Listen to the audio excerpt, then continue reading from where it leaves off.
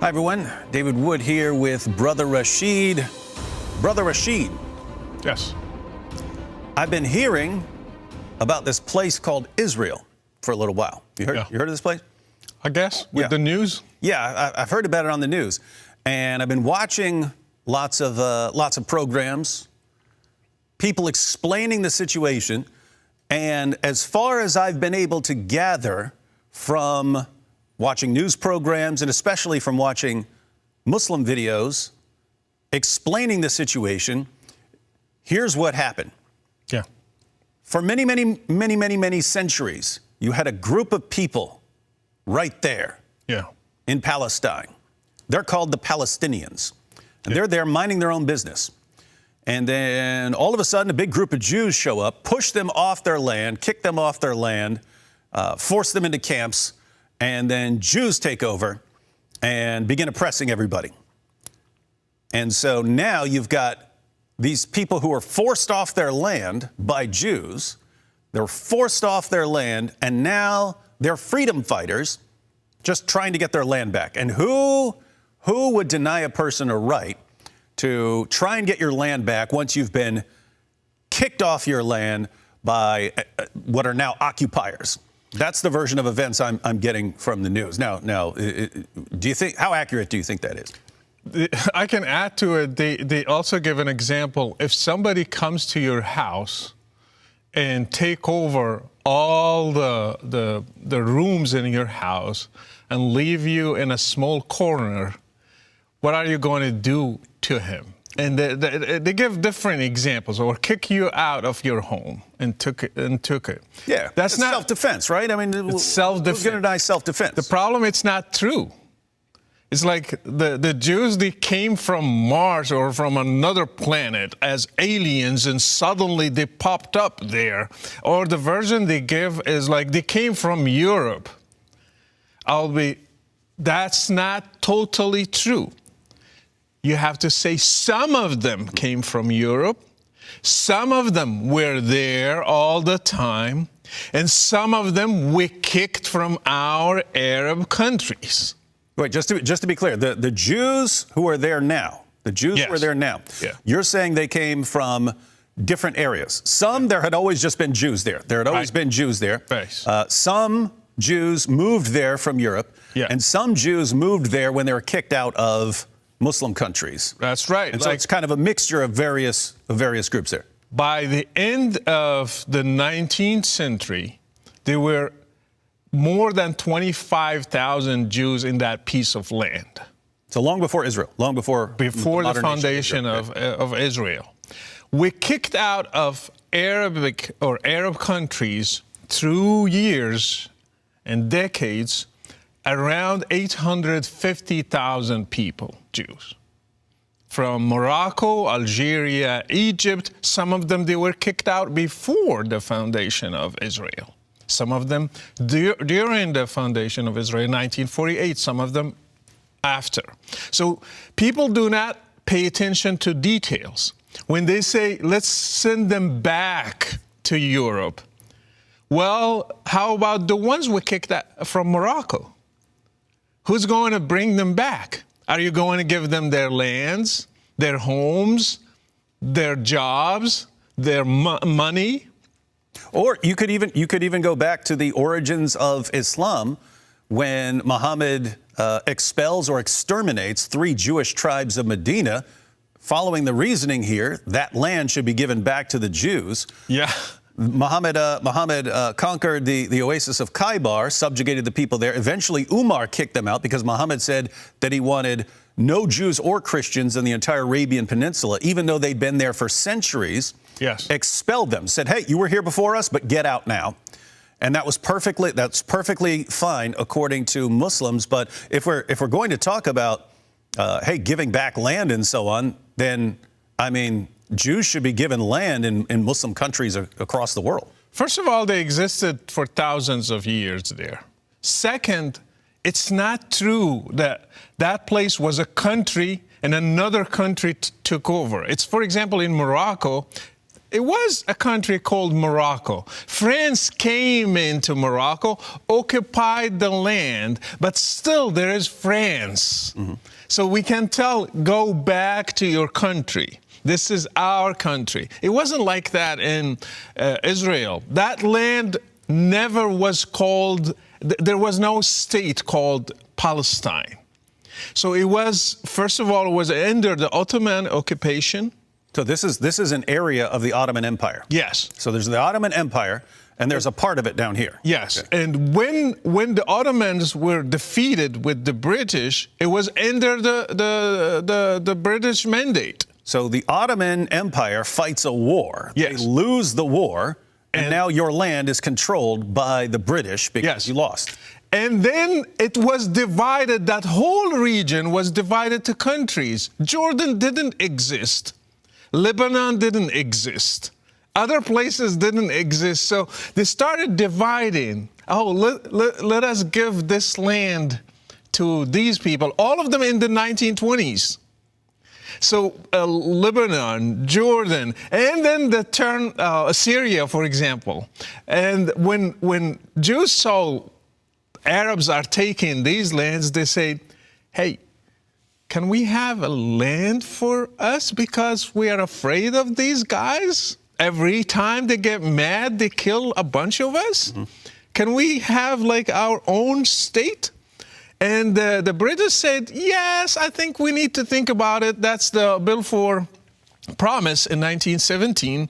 They said, we will think about it. We will discuss it. Then it came the UN proposed a two-state there, one for the Arab Palestinians, one for Jews, Palestinians too, because that's their land. The people think Palestine is a country. No, it's just a land called Palestine, the land of Israel. And that's what Jesus called it, by the way, the land of Israel. So, yeah, I think it was in the 2nd century the Romans named it Palestine after the Philistines in kind of a derogatory sense. Exactly. So when the UN proposed to Arab countries, hey, can Jews have a country for their own? They rejected it.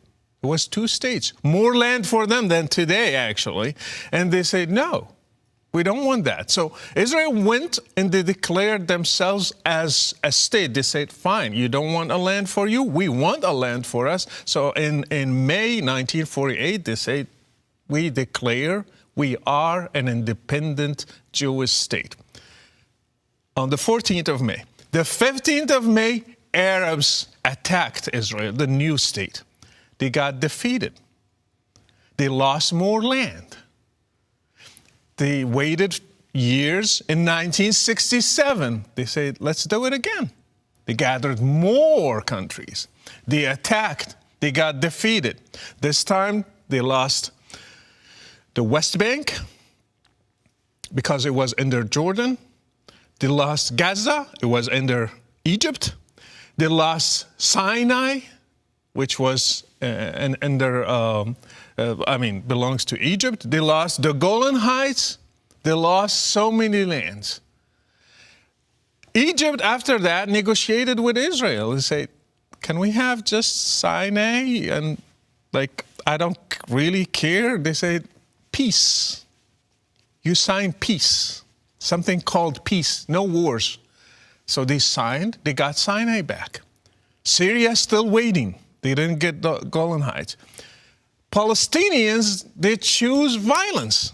So now people who are saying Jews, never Israel choose violence, actually. Always Arabs were the aggressors. 1948, 1967, 1973, all of these dates, they were just attacking Israel, trying to get rid of them. And actually, the most famous slogan in the Arab world was, we will throw them in the sea. We will just get rid of them and throw them in the sea. Why? They say they cannot have an Arab Islamic land. Period. Not 1 inch, not 10 inches, not even 1 meter. They can't. Zero. Actually, in 1967, I will read this to you. After their defeat, They went to Sudan, to Khartoum, and they made a huge conference. And they came with what was famous back then. They called it the 3 no's. No peace, no negotiation, no recognition. They choose not to recognize. Now they want to go back to 1967, give us the land which is the West Bank and Gaza. But you choose violence. You choose to fight.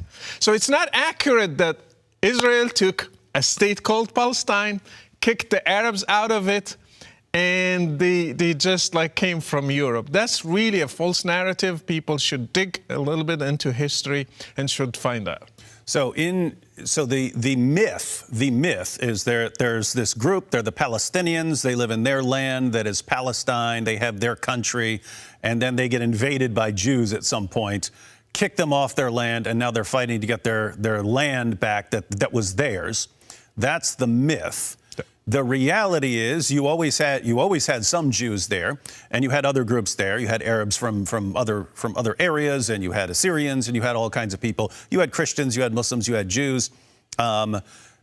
Jews, historically, wherever they go, end up being persecuted at some point, and so they have to keep being exiled from wherever they go. They end up being exiled, yes. And so some Jews. This is the thrust of Zionism. Hey, when we're getting in trouble in various places and people are persecuting us, what if we had our own place to go? Right. That we would actually be safe and could defend ourselves and not rely on other people to defend us because they will turn on us very quickly. That's true. And then so some of them go there and they're just buying land. They're just buying properties and stuff when they're going there, buying more and more land.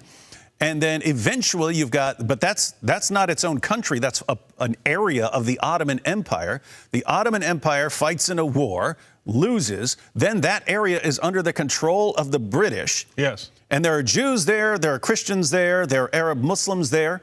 And the Jews say, hey, can we have a piece of land here that we control? Yeah. Because we don't trust these guys. I mean, keep in mind, this is right after World War II. Yes. Hitler was meeting with the Grand Mufti of Jerusalem on plans that after he finished up there in Europe, he would come down and help them exterminate the Jews down there. Yeah. And so it kind of makes sense for Jews to say, can we please have an area where they are not under, these guys who openly admit that they want to exterminate us are not in control over us. And there were some massacres during those times before 1948. Arabs attacked Jews, and there were some wars. We call them the Harb al-Turuq. Is like the war of streets. The Arabs did just attack Jewish homes and they just burned them because they heard they want to take over, they want to be a state. So let's eliminate them before anything happens. So they were attacking them. And actually, I have a friend, he told me, well, my grandpa used to be in Haifa and we still have the keys. So you are not right when you say they didn't take our homes. Actually, they took my grandpa's home. And I asked him, your grandpa, was he fighting with them to have a state or against them? He said he was fighting with the Arabs against them. I said, okay, if he was the enemy from within, what do you think will happen to him? Like in any state, somebody who is pulling his arms to you and he's saying, get out, I will kill you here. When you win the war, what are you going to do? So that's what happened to some. They took their homes because they lost the war in 1948. Not because they didn't want them to live in Israel, because right now there are 2 million Arabs who are called Arab Israelis who have an Israel passport. Yeah, so as long as they didn't fight against Israel, they were allowed to stay there. And a lot of the people that are now considered refugees were groups where the surrounding Arab countries said, hey, as soon as opening day, we're going to go attack these Jews. Yes. Everyone else, get out of here. Yes. If you don't want to be massacred too, get out of here so we can tell the difference. Those who left got off the land so that Jews could be massacred. Well, Jews won the war. The Arabs who stayed there, they were fine. They're still part of Israel. Yeah. The ones who left to get out of the way so that Jews could be exterminated, then they were told, actually, we don't trust you guys to come back in here. We don't trust you guys to come back in here because you are in favor of us being exterminated. And now when they say Israel is an occupier, the term occupier has two meanings. And actually, Muslims and Arabs are fooling Westerners with this term because in reality, the United Nations and other nations, they call Israel as an occupier. But why? Because it still didn't give full independence for Gaza and the West Bank only. Yeah, so that's when a college student is saying Israel's an occupier, they're saying, hey, you're not giving Gaza total freedom, so you're occupiers. Yes. Okay. Arabs and Muslims, they think that whole land belongs to Muslims. And the Jews, 7 million Jews, should be kicked out, sent to the sea, killed, whatever. They should not have an inch. So the occupier should give us the whole land back to Arabs and Muslims. So when they go in protest with them and they say, free Palestine, they are fooling them. Free Palestine in what sense? Give them the West Bank and Gaza, or give them the whole land and leave somewhere else? And from the river to the sea, Palestine will be free. Yes, that's exactly. Give us the whole land. Yeah, and so this is in logic. This is called the fallacy of equivocation. You're using the word in different ways in order to mislead people. Yeah. But so just to recap, when a college student on a campus is chanting "Free, free Palestine," they're saying, free Gaza, free the West Bank from interference. Yes. You're pointing out, and that's what they mean by occupiers. Israel's occupying them. You're pointing out that Israel tomorrow could say, okay, Gaza, West Bank, totally independent. They're their own nation. We won't touch them. We won't bother them. Muslims would still call them occupiers. Of course, for their Hamas land. would not accept that. Yeah, and so you've got these college, and they're chanting too. Yes, from the river to the sea, Palestine will be free. They don't know what they're talking about. They're actually calling for the extermination of Israel. Exactly. And they don't know it. They think they're calling for the protection of Gaza. They're calling for genocide, actually. They don't know it. And this is the problem. United Nations and 163 country recognize Israel as an independent state. They have the right to have that land, including Morocco, Bahrain, Egypt, Jordan, United Arab Emirates, including these countries. And you find Egyptians, for example, free Palestine. Your country signed a deal with Israel recognizing that piece of land belongs to them. Not to you, not to any Arab country, not to the Palestinians themselves. So if you are fighting against your country, and it's an irony, you find Jordanians doing the same thing. Your country signed treaties with Israel. And so if you are saying this, means like you are contradicting your own country. You couldn't have peace or Sinai back to Egypt without recognizing that land belongs to Israel. You couldn't have peace in Jordan without that. So you are enjoying now peace just because of that. So if you wanted to stay at war, you should have declared it back in the days, and it could have been a different story right now.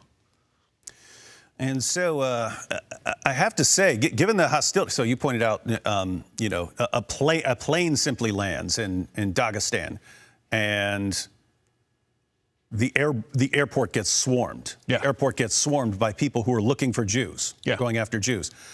Checking passports and the looks and everybody. Even one is checking the engine of the plane. Looking in there, looking for where they're hiding. Somebody hiding behind a tree or a stone. I mean, if you believe they've been transformed into rats and so on, you believe they can hide in little places like that. It's so unbelievable. And yet it all goes to sort of reinforce the idea of why Jews wanted a place that they control, right? Because, before World War II, even if you looked at the entire history of the Jews everywhere they've been persecuted, you could say, well, yeah, that was in the past. That was, that's in the 1500s or the 1600s or something like that.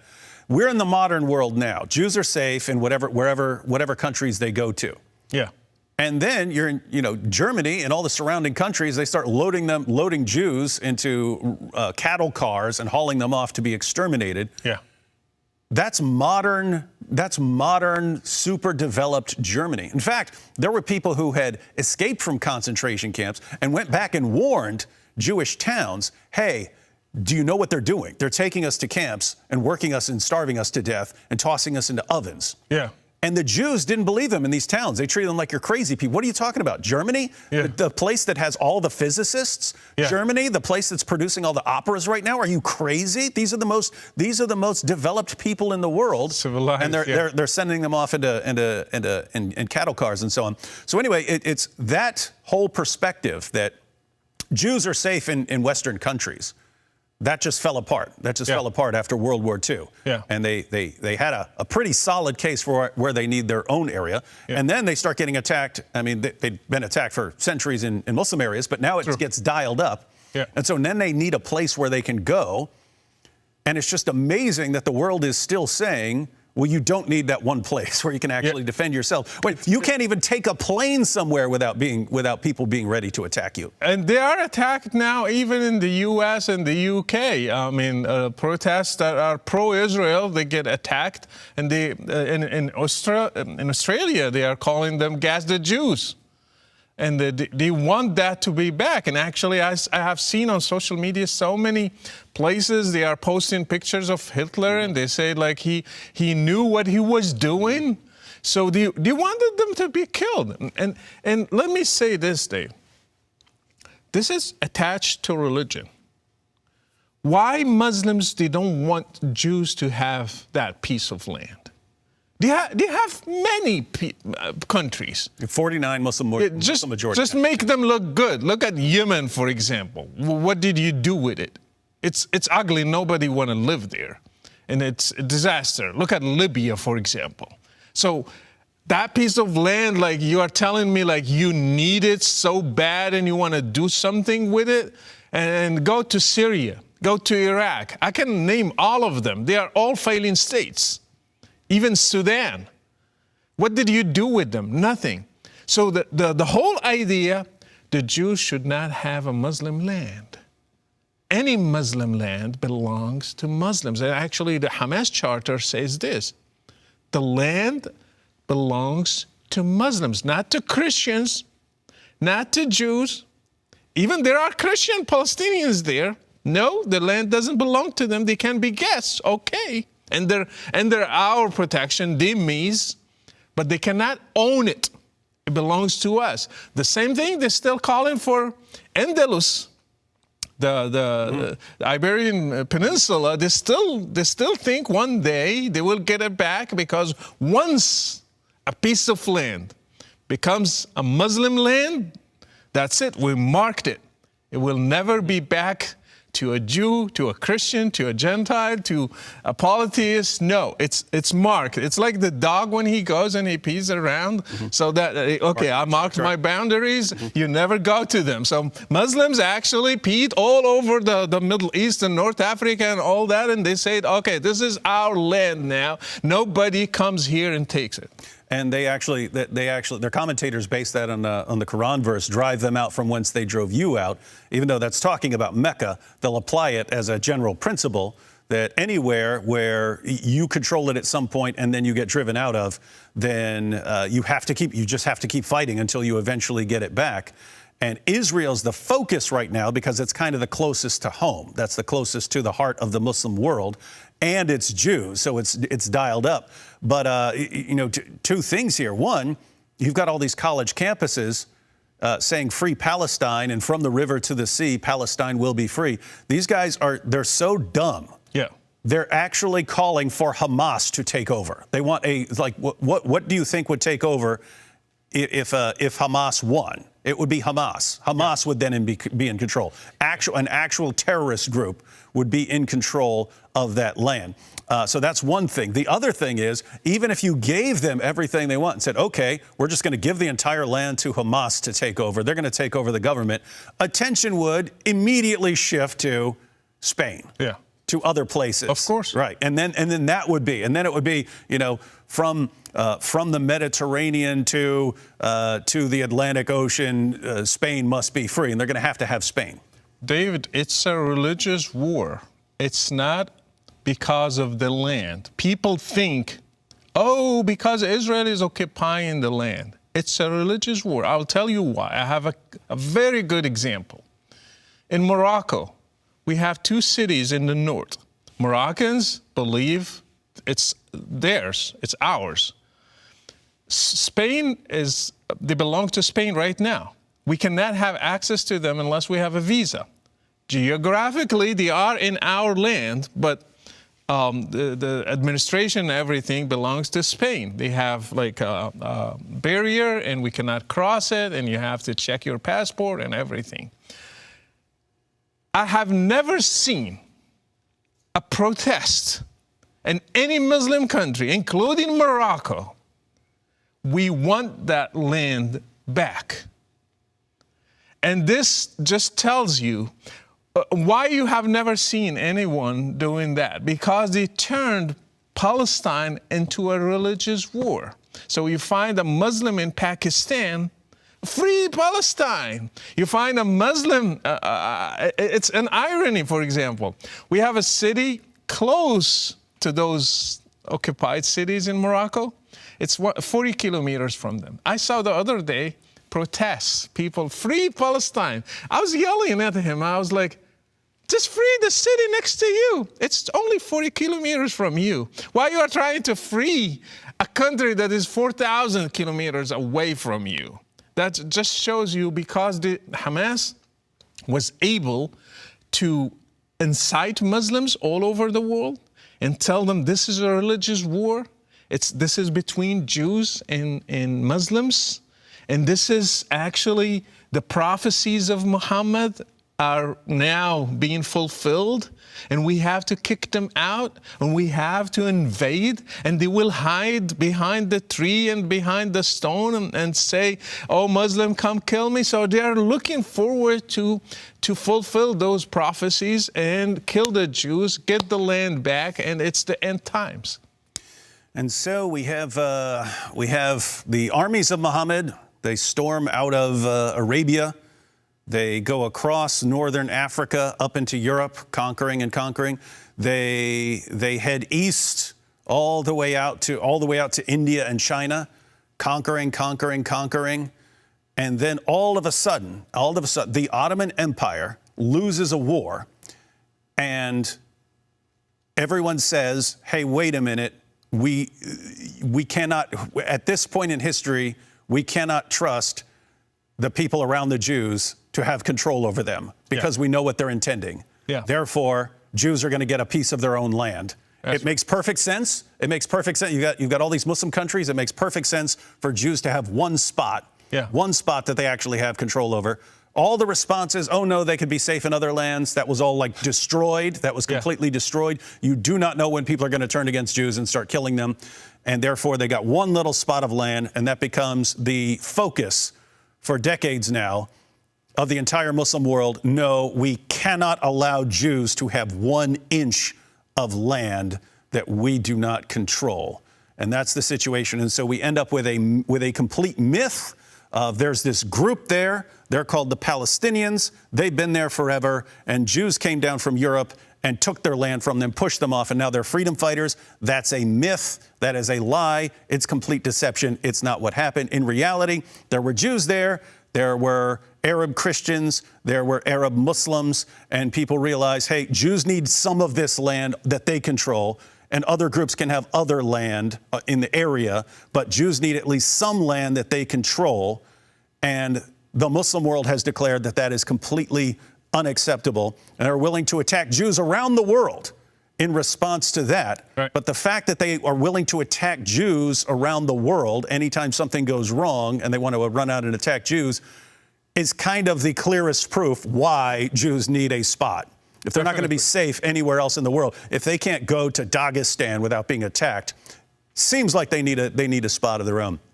All right, so guys, everyone needs to do a little bit of studying here, especially Christians who are going to be interacting with various people, and especially college students. Guys, you're hearing all these things from your friends. Do a few minutes of research and be able to expose some of the lies that you encounter, because at the end of the day, if you want to say it's wrong to oppress these people. It's wrong to kick these people off their land. At least know the facts. At least know the facts and know what you're saying. Know the meaning of the chants that you're saying on these. When you chant from the river to the sea, Palestine will be free. Don't be thinking in your head that you're talking about Gaza. That is not what that's saying. That's calling for the annihilation of Israel, and it's calling for genocide. So be aware of these things and learn the basic facts and share them, because that is one of the only ways past this problem.